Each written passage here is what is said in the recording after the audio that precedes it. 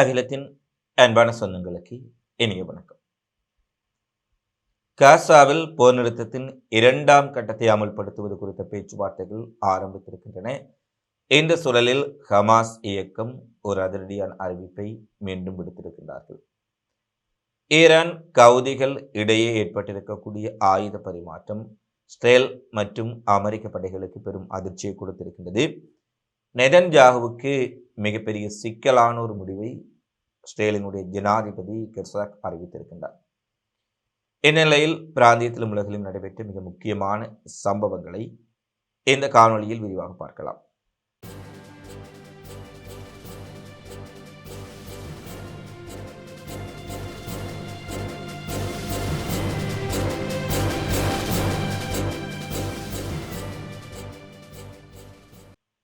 காசாவில் இரண்டாம் கட்ட போர் நிறுத்தம் குறித்து பேசுவதற்கு முன்பாக முதலாம் கட்ட போர் நிறுத்தத்தையே இஸ்ரேல் சரிவர கடைபிடிக்கவில்லை என்றும், குறிப்பாக இஸ்ரேலிய தாக்குதலில் இதுவரை இந்த போர் நிறுத்த காலப்பகுதியில் மட்டும் 300க்கும் மேற்பட்ட அப்பாவி பாலஸ்தீனர்கள் கொன்று குவிக்கப்பட்டுள்ளார்கள் என்ற குற்றச்சாட்டு காசா சுகாதார அமைச்சகத்தினால் முன்வைக்கப்பட்டது.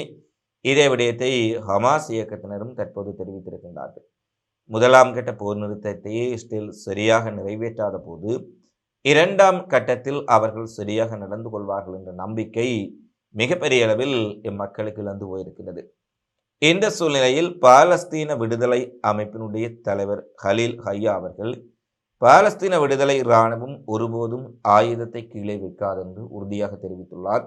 இஸ்ரேல் மீது எங்களுக்கு நம்பிக்கை இல்லை என்றும், பாலஸ்தீனர்களால் ஆளப்படும் ஒரு அரசாங்கம் உருவாக்கப்பட்டால் அதனுடைய பாதுகாப்பு படைக்காக மட்டுமே தங்களுடைய ஆயுதங்களை அந்த நிர்வாகத்திடம் ஒப்படைக்க தயாராக இருக்கின்றோம் என்பதையும் அவர்கள் தெரிவித்திருக்கின்றார்கள். இஸ்ரேல் நாட்டை ஆக்கிரமிக்கும் அபாயம் இருப்பதாகவும் சுட்டிக்காட்டியிருக்கின்றார்கள். இஸ்ரேலிய ஆக்கிரமிப்பின் உடைய படைகளின் ஆக்கிரமிப்பு எமது மண்ணில் இருக்கும் வரை எங்களுடைய ஆயுதங்களை நாங்கள் கைவிட்டுவிட முடியாது. பாலஸ்தீன சுதந்திர அரசு நிறுவப்பட்டால் நாங்கள் ஆயுதங்களை ஒப்படைப்பதற்கு தயாராக இருக்கின்றோம் என்ற அறிவிப்பையும் திட்டவட்டமாக முன்வைத்திருக்கின்றார். எனவே ஹமாஸ் இயக்கத்தினுடைய நிலைப்பாட்டை ஹலீல் ஹையா அவர்கள் தெளிவுபடுத்தியிருக்கின்றார். காசாவில் ஒரு முழுமையான பாலஸ்தீனர்களை ஆளக்கூடிய ஒரு ஆட்சி அதிகாரம் வழங்கப்பட வேண்டும். ஆக்கிரமிப்பு படைகள், இஸ்ரேலிய படைகள் காசாவை விட்டு முற்றுமுழுதாக வெளியேற வேண்டும். அவ்வாறான ஒரு சந்தர்ப்பம் ஏற்பட்டால் எங்கள் ஆயுதங்களை நாங்கள் ஒப்படைக்க முடியும் என்பதை அவர் தெளிவுபடுத்தி இருக்கின்றார்.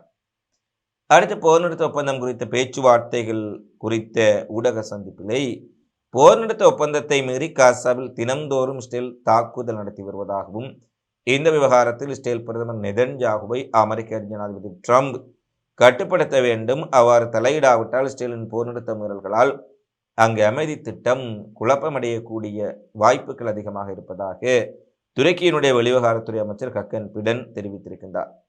முக்கியமாக இஸ்ரேல் பிரதமர் அமெரிக்கா செல்லும் போது இந்த பேச்சுவார்த்தை அர்த்தமுள்ளதாக அமைய வேண்டுமாக இருந்தால் இஸ்ரேல் காசாவில் தாக்குதல்கள் நடத்துவதை முதலில் நிறுத்த வேண்டும். இதற்கு இஸ்ரேலுக்கு அமெரிக்கா அழுத்தம் கொடுக்க வேண்டும் என்ற ஒரு விடயத்தை தெளிவுபடுத்தி இருக்கின்றார். ஏற்கனவே எகிப்தினுடைய வெளியுறவுத்துறை மந்திரி பத்தர் அப்தல்டியும் இஸ்ரேலின் போர் நிறுத்த விதிமீறலை கண்காணிக்க காசா எல்லையில் அமைதிப்படையை நிறுத்த வேண்டும் என்றும், இஸ்ரேலினுடைய நடவடிக்கைகள் ஒட்டுமொத்த பிராந்தியத்தையும் மிக பெரும் ஆபத்துக்குள்ளாக்கி இருப்பதாக எகிப்தினுடைய அமைச்சரும் தெரிவித்திருக்கின்றார்.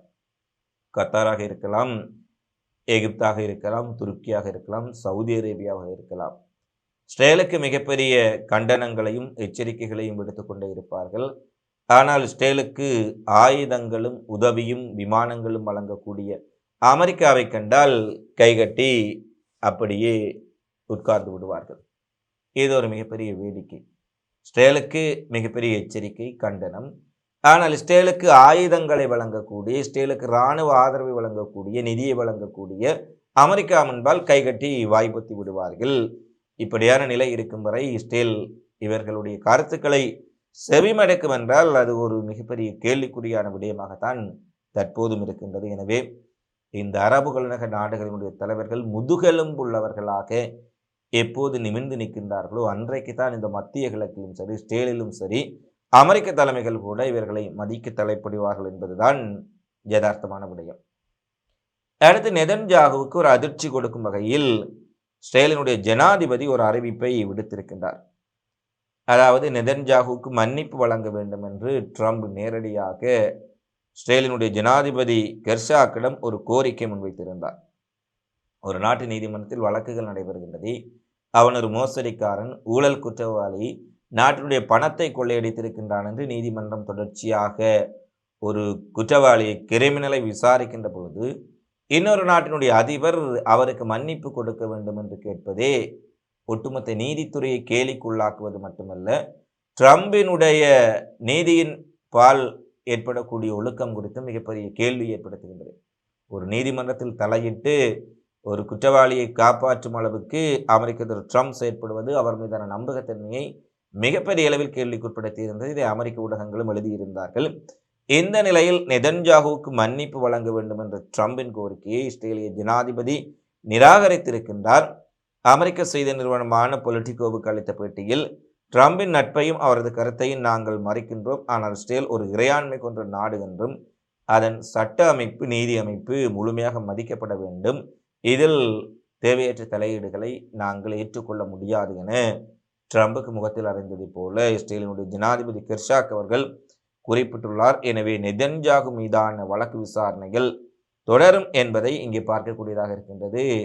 எல்லா குற்றங்களையும் செய்துவிட்டு ட்ரம்பினுடைய செல்வாக்கை பயன்படுத்தி தப்பிப்பதற்கு முயன்ற நெதன்யாகுவினுடைய முயற்சிகள் தோல்வியில் முடிவடைந்திருக்கின்றது.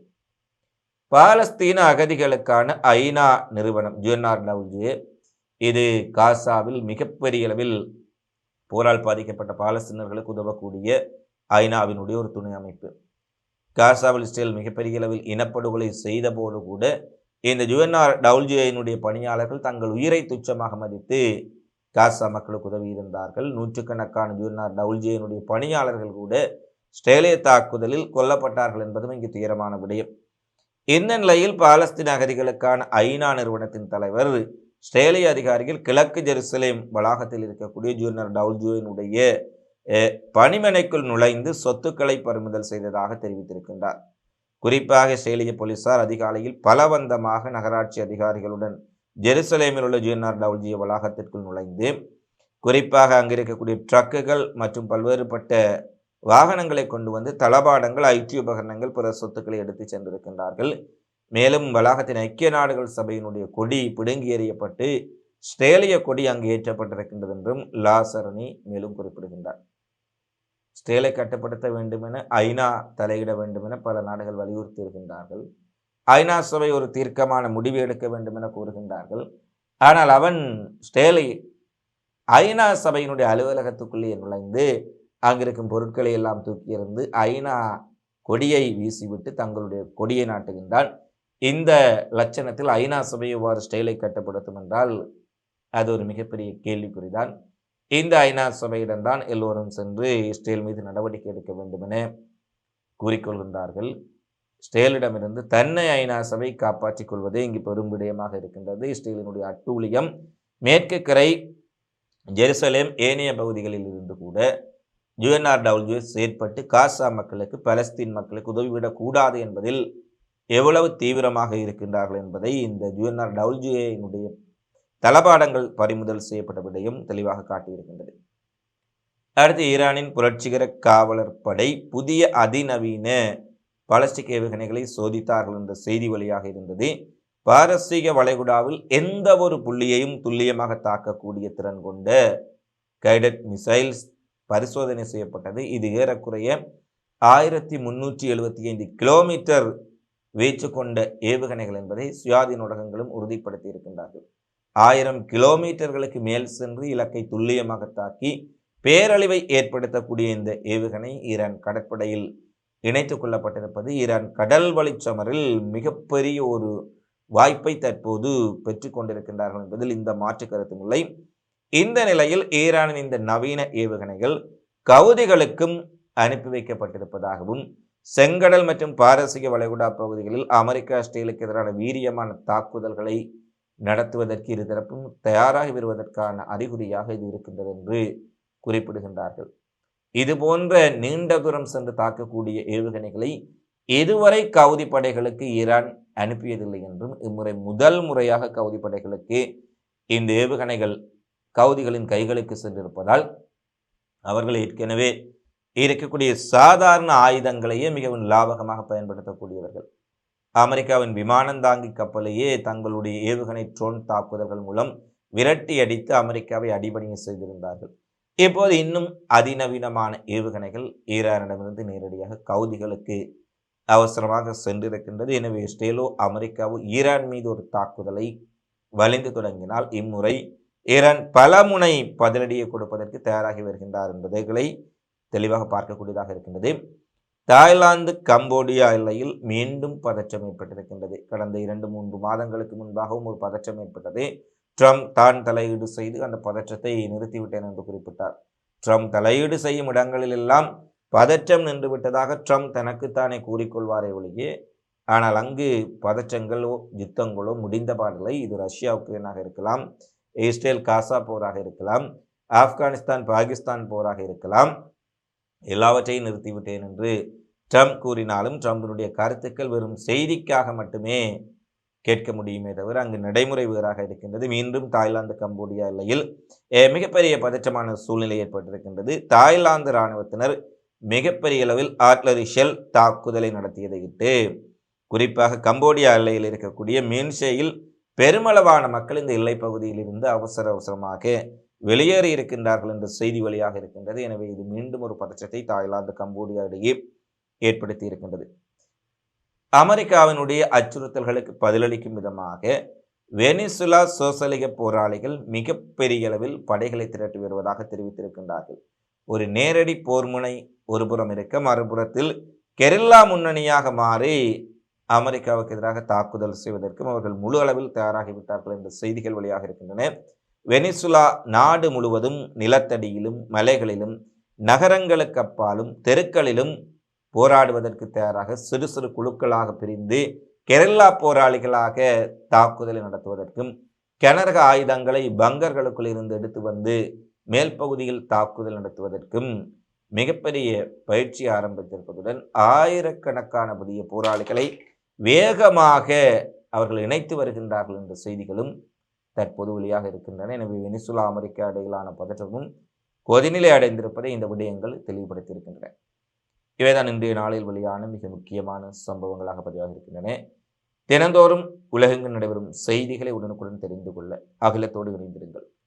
இந்த காணொளி பதிவு தொடர்பிலான உங்களது மதிப்பான கருத்துக்களை தவறாமல் கமெண்ட்ஸில் பதிவிடுங்கள். மீண்டும் அடுத்த காணொளியில் சந்திப்போம். நன்றி.